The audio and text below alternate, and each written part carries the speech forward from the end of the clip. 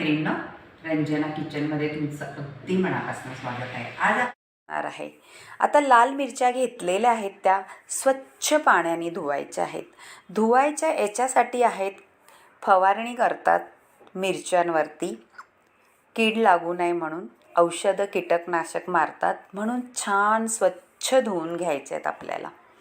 आणि धुतल्यानंतर चाळणीत काढून घ्यायचे.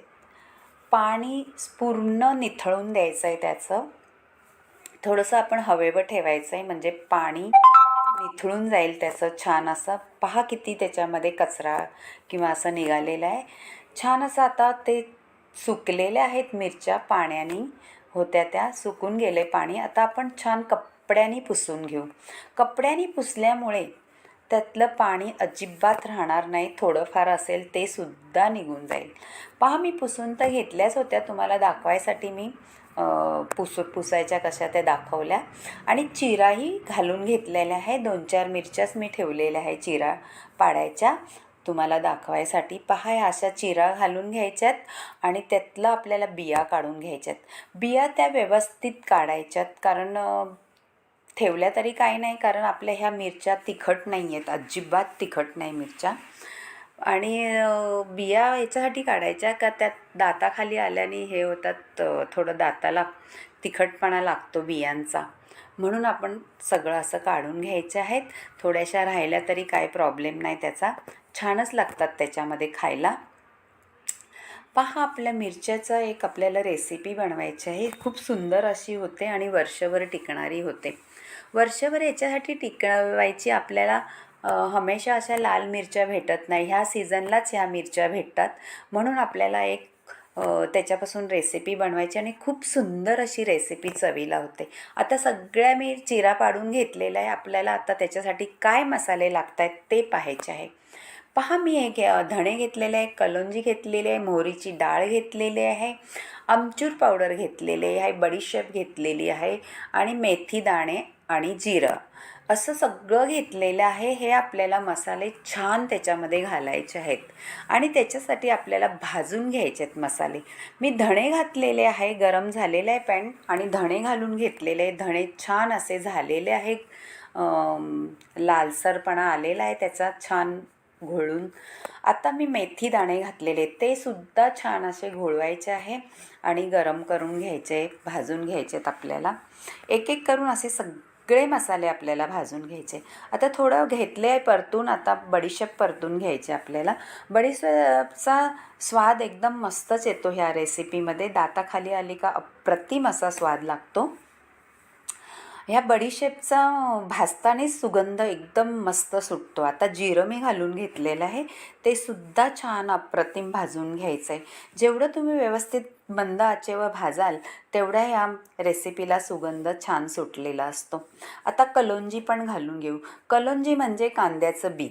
कांद्याचं बी ह्याच्यामध्ये घातलं का सुंदर असं स्वाद तर येतोच, पण अप्रतिम लागते ती रेसिपी. आता भाजून झालेलं आहे, मी धणे भाजलेले आहेत, ते सुद्धा परत एकत्र केलेले आहेत, ते सुद्धा आपल्याला भाजून घ्यायचे आहेत. आता आपण थंड करून घेतलेलं आहे मसाले आणि मिक्सरमध्ये बारीक करून घ्यायचं आहे. थोडंसं दरदरं ठेवायचं आहे, म्हणजे थोडंसं मोठं ठेवायचं आहे.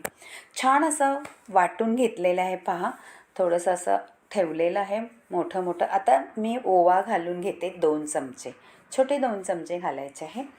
ते सुद्धा आपल्याला व्यवस्थित त्याच्यात मिक्स करून घ्यायचे.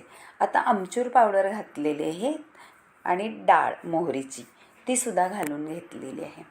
असं सगळं आपल्याला एकत्र करून मीठ घालायचे. मीठ थोडं जास्त घालायचे, 2 चमचे घालायचे मोठे भरून, आणि परत थोडंसं फिरून आपल्याला भांड्यामध्ये काढून घ्यायचं आहे. भांड्यामध्ये काढल्यानंतर व्यवस्थित सगळं एकत्र करायचं आहे, एकजीव करायचं आहे त्याचा. पहा, आता त्याच्यामध्ये मी थोडीशी लाल तिखट पण घालणार आहे. ही हळद घालून घेतलेली आहे, ही काश्मीरी तिखट घातलेलं आहे, हे आपला घरगुती मसाला घातला आहे, गरम मसाला वगैरे सगळं आहे त्याच्यामध्ये. आणि आपलं हिंग याच्यासाठी घालायचं आहे, त्याचा अप्रतिम स्वाद येतो त्याच्यामध्ये. आणि लाल तिखट, हे कलरसुद्धा छान येतो त्या मसाल्याला. असं सगळं घालून घेतलं आहे आपण आणि थोडी हलवून घ्यायचं आहे. एकत्र मिक्स करून घेतल्यानंतर आपल्याला अजून एक वस्तू घालायची आहे त्याच्यामध्ये. पहा आता हे सगळं घोळून घेतलेलं आहे, एकत्र चमच्याने केलेलं आहे व्यवस्थित. आपण आता त्याच्यामध्ये थोडं घालून घेऊ असं तेल. तेल मी कडकडीत गरम केलेलं आहे आणि पहा त्याला किती मस्त फोडणी बसलेली आहे.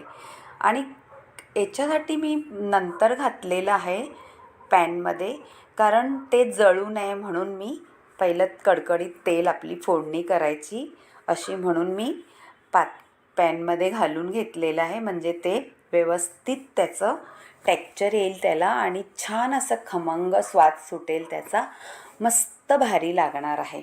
पहा असं सगळं झालेलं आहे. आता आपल्याला ते पातळ दिसत होतं, पण फोडणीने छान ते फुलून आलेले मसाले. आता मी मिरी पावडर घातलेली आहे त्याच्यामध्ये. मिरी पावडरचा पण इतका स्वाद मस्त येतो त्याच्यामध्ये.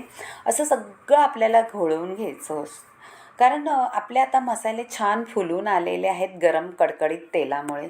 आणि ते थंड करून घेतलेलं आहे. थंड याच्यासाठी करायचं आहे का बुरशी लागू नये आपल्या मिरचीला, कारण आपली मिरची ओली आहे आणि मसाला आपण गरम गरम त्याच्यात भरला तर त्याला बुरशी लागायचा संबंध येतो. त्याच्यामुळे आपण थंड करून घ्यायचं आहे तेल. आता तेल थंड झालेलं आहे. आपण हातानेच सगळे मसाले मिक्स करायचे आहे. हाताने एकदम व्यवस्थित मसाले मिक्स होतात. आता आपण मिरचीमध्ये घालून घेऊ. पहा मिरचीचं असं पूर्ण तोंड खोलायचं आहे आणि देठापर्यंत आपल्याला भरून घ्यायचा आहे तो मसाला. देठापर्यंत भरला का आपली मिरची व्यवस्थित राहते, तिला बुरशी लागत नाही आणि खायला बी तेवढीच छान लागते. अशी सगळी आपण व्यवस्थित मिरची भरून घेऊ. पहा आपल्याला ही लाल मिरचीचं लोणचं किंवा आचार म्हणतात असं बनवून घेतलेलं आहे आपण. इतकं सुंदर लागतं हे की खमंग, आणि स्वादही त्याचा सुंदर येतो. आणि हे वर्षभर तर टिकतं, पण तुम्ही पावसाळ्यात म्हणा, हिवाळ्यात म्हणा, उन्हाळ्यात म्हणा, कधीही हे असं जेवणाबरोबर खाऊ शकता. पहा मी भरून झालेल्या आहे मिरच्या, किती सुंदर दिसत आहेत. पहा तुम्हाला असं आवडलं तर रंजना किचनला लाईक करा, शेअर करा, कमेंट करायला विसरू नका आणि मैत्रिणींनो सबस्क्राईबही करा. खूप सुंदर मिरच्या झालेल्या आहे आपल्या, लाल भरून किती भारी दिसत आहेत, तोंडाला पाणी सुटल्यासारखं झालेलं आहे. पहा आता आपण एक बरणी घेऊ आणि त्याच्यामध्ये छान भरून ठेवू, म्हणजे आपण वर्षभर टिकवू शकतो. आणि भरल्यानंतर ते आपण एक दिवस उन्हात ठेवू, म्हणजे उन्हामध्ये ठेवल्याने त्याचं छान असं गरम झाल्याने त्याचं सगळं पाणी, मिठाचं किंवा आमचूर पावडर हे सगळं मस्त त्याच्यात घोळवेल